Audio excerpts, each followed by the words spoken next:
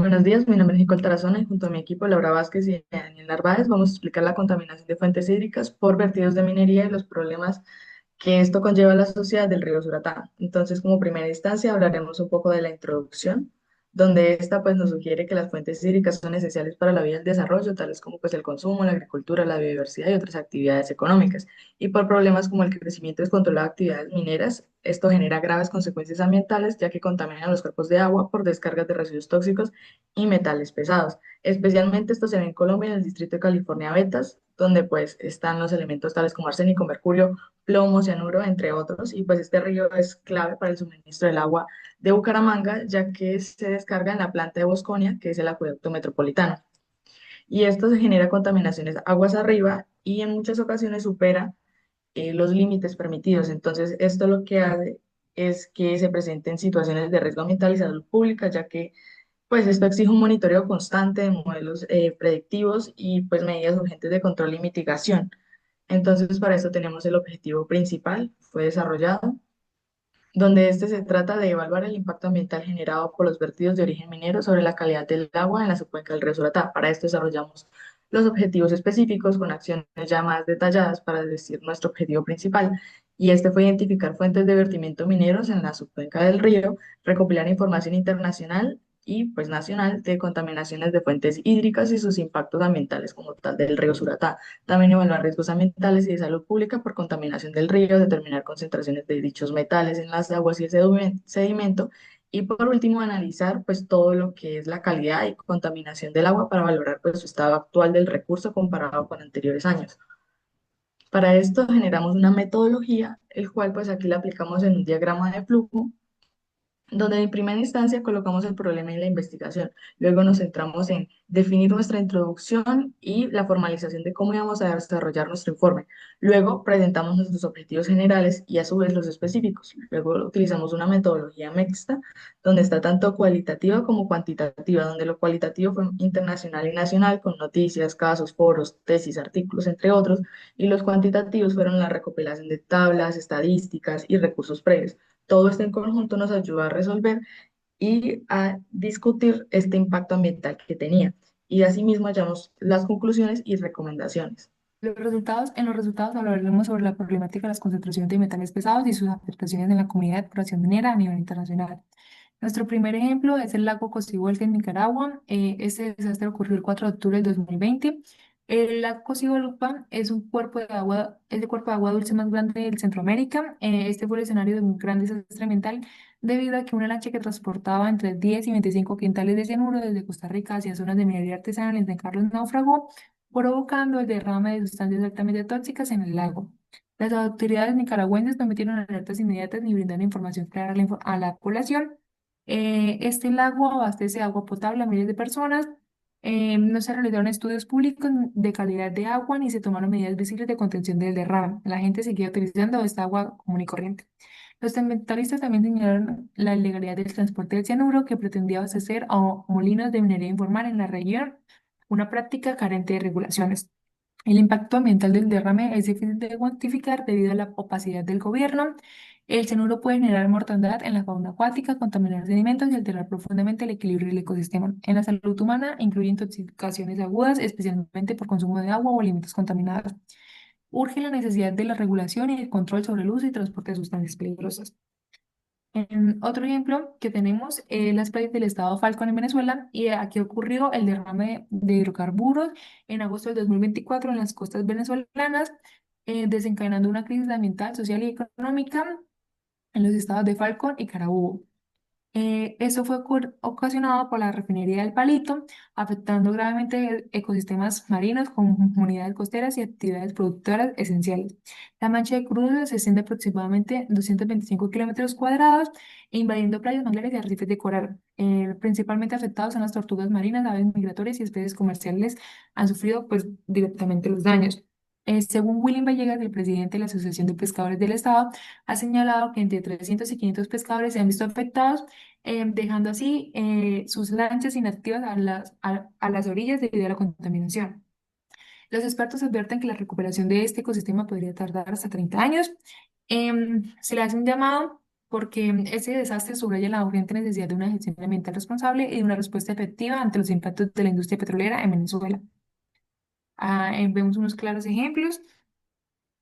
Con respecto a la geología local, la cuenca del río Suratá se localiza sobre el distrito minero California Betas en el departamento de Santander, Colombia, siendo una minería aurífera. Su basamento está compuesto por rocas metamórficas premesozoicas como esquistos, gneisses y cuarcitas que han sido parcialmente intrusionadas por cuerpos graníticos. Se observa el río Suratá que atraviesa las formaciones en Girón, el grupo Carquesa, la formación La Luna, las Enescas de Guadalupe y en la formación Guaduas. Esta zona está fuertemente controlada por las fallas activas, como lo es la falla Bucaramanga-Santa Marta. Pues esta estructura es la principal que atraviesa la región, influenciando la sismicidad, el relieve y la dinámica geológica. La mineralización está relacionada a procesos de alteración hidrotermal, favoreciendo la formación de minerales sulfurados como arsenopirita, pirita, calcopirita y galena. La interacción entre la litología y los procesos de escorrentía superficial contribuyen a la presencia constante de estos elementos en el agua y los sedimentos del río. Aquí vemos un mapa de lo que está pasando. Vemos, como dije anteriormente, cómo el río está atravesando unidades metamórficas e ígneas.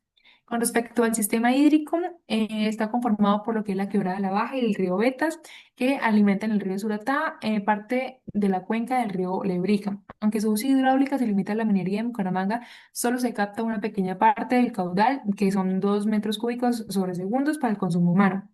Pero estudios ambientales han revelado que la contaminación por metales pesados, especialmente por actividades mineras y tráfico, predominan en lo que es el zinc, níquel en zonas viales y cobre, plomo y cromo asociados a hidrocarburos.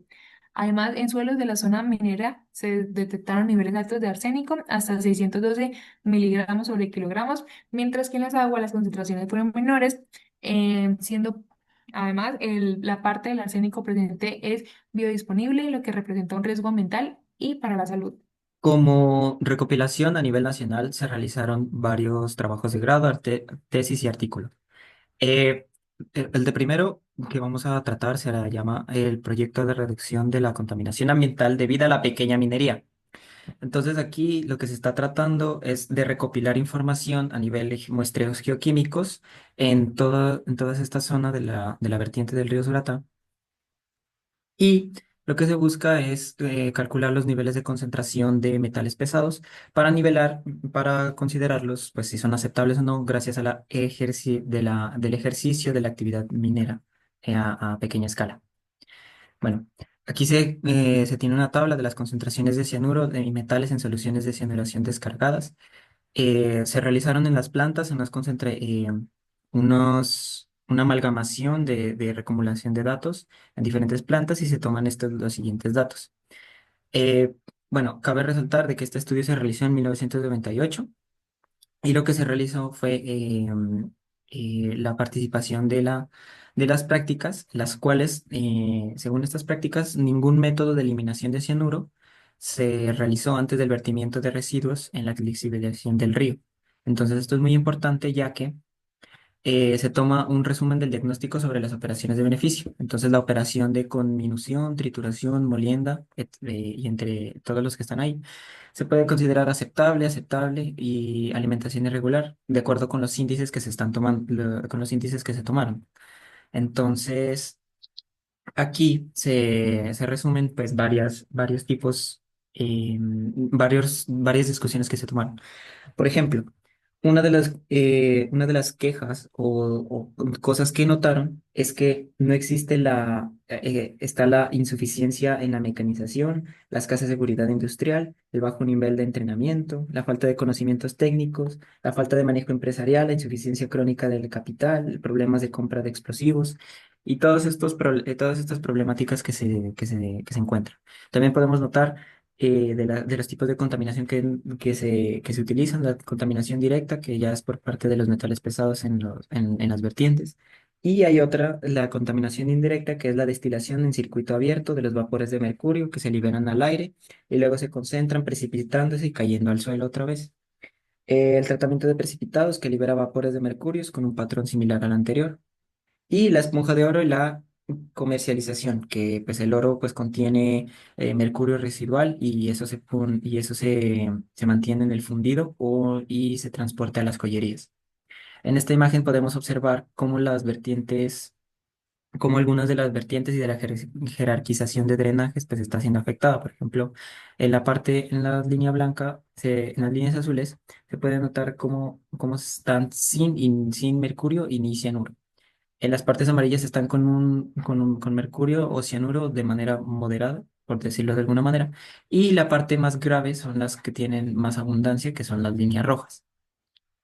Bueno, el siguiente tema que vamos a tratar es sobre la determinación del arsénico total y la biodisponible en la zona suroccidental del distrito minero de Oro, California, de Betas, en el departamento de Santander, Colombia. Bueno, como se había mencionado, el trabajo que se realizó en 1998 fue para determinar el nivel de metales pesados y de material pues, que se concentraba. En este trabajo se tiene como objetivo calcular otra vez con diferentes métodos los niveles de arsénico principalmente, pero también se encuentran otros metales eh, en toda la cuenca. Entonces se tomaron muestras de Matanza, California, Betas y Suratá. Estos son los principales minerales arsénicos que se encuentran en la naturaleza, como se había mencionado antes, de la arsenopirita, que es el mineral más abundante y que es el mineral que está más incrustado en las minas de oro. Estos son los efectos sobre la salud que se pueden entender gracias a la acumulación de arsénico en el cuerpo. Y estos son los métodos analíticos estándar que se recomendaron por la US-EPA, en la cual es la determinación de los arsénicos del agua. Entonces, estos son los HGAs, GFAs y los ICPMs. Estas son las formas químicas de metales pesados en los suelos y los sedimentos. Aquí lo que hacen es comparar la biodisponibilidad que existe con las formas de retención en los suelos y la facilidad por las que se pueden tener. Los criterios estándar de riesgos ambientales del arsénico a partir de la combinación de los factores de concentración y de los factores de movilidad. Entonces aquí se va a tomar en cuenta de baja, moderada, considerable y muy alta. Estos son los resultados: la concentración de arsénico en muestras de agua superficial y la línea discontinua representa el valor máximo permitido por la legislación colombiana. Entonces, esta es otra gráfica de la concentración de arsénico en muestras de sedimentos, que la línea discontinua representa el valor límite para la aparición de efectos probables establecidos por la legislación canadiense, mientras que la línea continua representa el nivel alerta establecido de la guía de calidad de los sedimentos. El análisis de biodisponibilidad, aquí se puede observar los múltiples parámetros que se tomaron de HPW, HCl y NaOH. Entonces aquí se pueden ver las diferentes muestras de los sedimentos de los que se tomaron. Como se pudo ver, gracias a la gráfica anterior, el S8, el sedimento S8, se toma como referencia y se toma la siguiente tabla: los valores de factores de concentración, de contaminación calculados en las muestras afectadas por los drenajes ácidos de mina respecto a la muestra del control S8. Como se puede observar, pues el S2, S3, S5 en adelante son muy altas, y los valores de factores de enriquecimiento calculados en las muestras afectadas por los drenajes ácidos de mina respecto a las muestras del control 8. Entonces se puede observar pues, que los extremos son de S2 a S3 y S5. Curiosamente, las muestras tomadas de S2, S3, S5 se toman en el municipio de Matanza. El riesgo ambiental estimado por el arsénico en las muestras de sedimentos, aquí se puede observar que S2, S3, S5 tienen un riesgo ambiental bastante considerable. Por último, tenemos nuestras conclusiones, donde lo primero sería que la contaminación está comprobada en el río Sorotá, pues ya que se identificaron estas concentraciones peligrosas de metales y pues estas exceden los límites legales y presentan un riesgo crónico para la salud humana y la biota acuática. Otra es la influencia de la geología en la contaminación, ya que la mineralización aurífera y las estructuras tectónicas favorecen pues la movilización como natural y también antrópica de metales tóxicos hacia el sistema hídrico. También están los casos internacionales como evidencia de este riesgo global, como se ven los derrames del lago Cocibolca, el de Nicaragua y el de Costas de Falcao de Venezuela, demuestran que las consecuencias catastróficas de una falta pues, de regulación ambiental en estas actividades extractivas y pues de traspaso o transporte de estos elementos tan tóxicos. Estas situaciones refuerzan con urgencia cómo actuar en la cuenca del río Suratá. Los riesgos también sanitarios y sociales que están latentes, el contacto constante con el agua, la contaminación por enfermedades, la seguridad alimentaria y la calidad de vida de la población, pues puede disminuir. También la debilidad de la gestión institucional, pues donde se evidencia como la falta de planes de contingencia que sean eficaces para estos momentos y también pues un monitoreo constante y control real. También están las medidas como tal de inmediato control, pues que son como lo que ya mencioné: monitoreo, redención de la zona afectada, regulación estricta, un uso de modelos predictivos para saber qué tanta contaminación puede tener y qué tanto alcance en la zona. También está pues una educación ambiental, y la participación ciudadana es como clave para estos proyectos y para tener una sostenibilidad, ya que pues fomenta la conciencia en el ambiente y el control de la sociedad, pues es esencial para exigir como una transparencia institucional y como proteger los recursos hídricos de forma estratégica. Y pues eso sería todo. Muchísimas gracias por su atención.